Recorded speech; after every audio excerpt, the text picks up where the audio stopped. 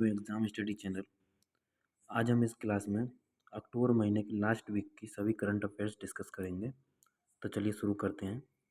पहला क्वेश्चन है, पीयूष गोयल जापान में ओसाका में G7 मंत्रियों की बैठक करेंगे। इम्पोर्टेंट फैक्ट्स है कि पीयूष गोयल जापान के ओसाका में G7 मंत्रियों की बैठक करेंगे। अगला है, CCI अंतर्राष्ट्रीय प्रतिस्पर्धा नेटवर्क समूह का सदस्य बन गया है। इससे अगला है, ऋचा चड्ढा को फ्रांस सरकार के महावाणिज्य दूत से पुरस्कार मिलेगा। आगे बढ़ते हैं।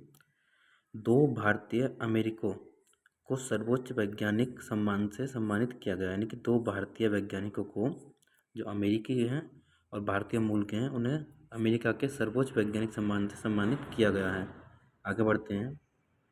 UPSSF अयोध्या समेत 7 नए हवाई अड्डों की सुरक्षा करेगी।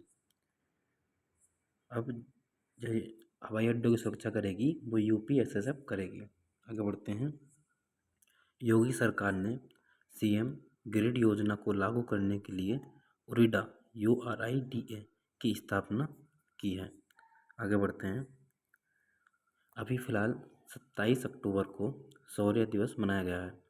प्रतिवर्ष 27 अक्टूबर को शौर्य दिवस के रूप में मनाया जाता है। आगे बढ़ते हैं।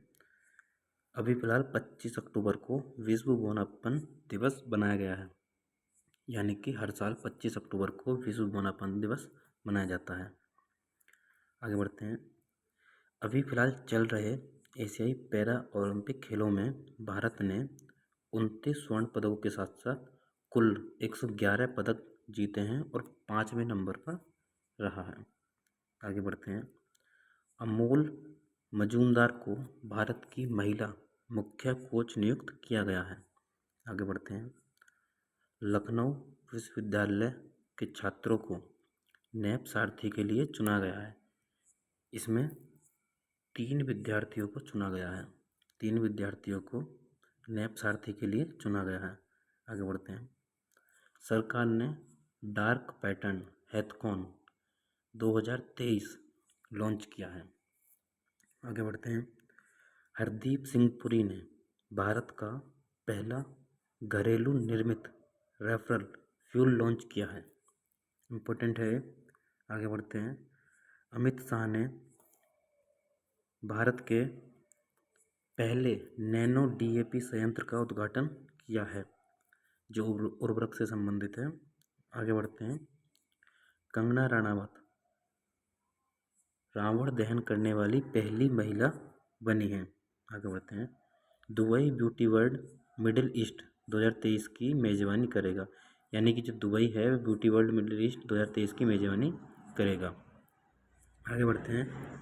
माइक जॉनसन अमेरिकी प्रतिनिधि सभा के नए अध्यक्ष चुने गए हैं।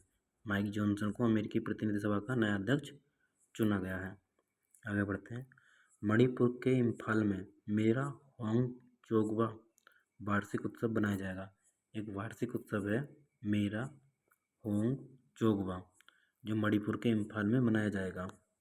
आगे बढ़ते हैं। हाल ही में प्रसिद्ध उड़िया संगीतकार स्वरूप नायक जी का निधन हो गया है।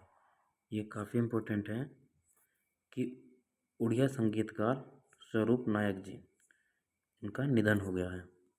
आगे बढ़ते हैं। टाटा समूह जल्द ही भारत में आईफोन का उत्पादन शुरू करने जा रहा है। एक नई खबर है कि टाटा समूह भारत में आईफोन का उत्पादन शुरू करेगा। अगला क्वेश्चन है, एक्ट ईस्ट नीति को बढ़ावा देने के लिए वियतनाम में उत्तर पूर्व भारत महोत्सव आयोजित किया गया है। एक महोत्सव हुआ है उत्तर पूर्व भारत, जो कहाँ किया गया है? वियतनाम में किया गया है। आगे बढ़ते हैं। IIT पलक्कड़ के 5 शिक्षक दुनिया के शीर्ष 2 वैज्ञानिकों में शामिल हुए हैं। इससे पूछा जा सकता है कि किस ITI से संबंधित थे, तो IIT पलक्कड़। आगे बढ़ते हैं। शीतल देवी और राजेश कुमार ने एशियाई पैरा खेलों में स्वर्ण पदक जीता है। आगे बढ़ते हैं। एशियाई पैरा खेलों में पुरुष डिस्क थ्रो में नीरज यादव ने स्वर्ण पदक जीता है। इससे अगला क्वेश्चन है, एशियाई पैरा खेलों में प्राची यादव ने महिला पैरा कैनो में स्वर्ण पदक जीता है।